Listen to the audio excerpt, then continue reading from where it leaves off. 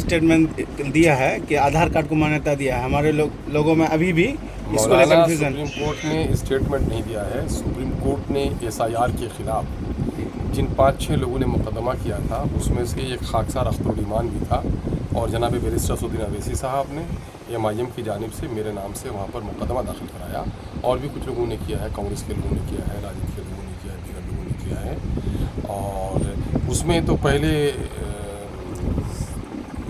Supreme court ने एक मशवरा दिया था कि साहब इलेक्शन कमीशन को आधार कार्ड मानना चाहिए, वो परिवार या क्या कहते हैं राशन कार्ड मानना चाहिए और EPIC को मानना चाहिए, लेकिन उस वक्त इसने ध्यान नहीं दिया।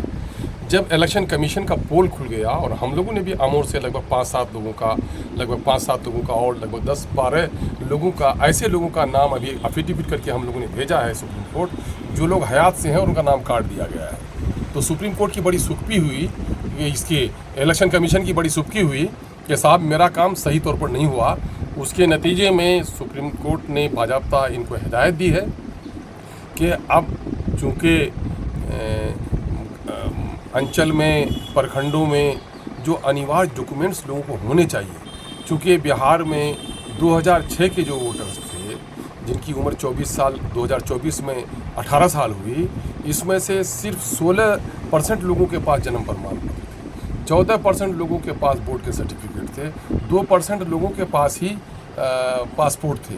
तो एक बड़ी आबादी थी, उनके पास कोई डॉक्यूमेंट नहीं था सिवाय आवास प्रमाण पत्र के। और बिहार के तमाम तर ज़िलों में आवास प्रमाण पत्र निर्गत करने में सरकार ने बड़ी लापरवाही बरती और नीतीश सरकार ने बिलखुसूस सीमांचल के साथ एक सौतेलापन का व्यवहार किया, जिसकी वजह से AIMIM ने पूरे इलाके में अपना धरना दिया है। और उस धरने के माध्यम से हम लोगों ने कहा कि साहब आप हमारे आवास प्रमाण पत्र निर्गत करो, वरना नहीं तो हमारे आधार कार्ड को और दूसरे जो वैकल्पिक हुए हैं उसको तस्लीम करो। नतीजा ये हुआ है कि इस मामले में हम मुबारकबाद देते हैं सुप्रीम कोर्ट को कि उन्होंने लोगों की मजबूरी को समझी, इलेक्शन कमीशन ऑफ इंडिया के लापरवाही को सामने में लाया, बिहार हुकूमत की लापरवाही जो सर्टिफिकेट इशू करने में थी उसको सामने में रखते हुए अब यह आदेश निर्गत कर दिया है कि आधार कार्ड को भी वैकल्पिक तौर पर माना जाएगा।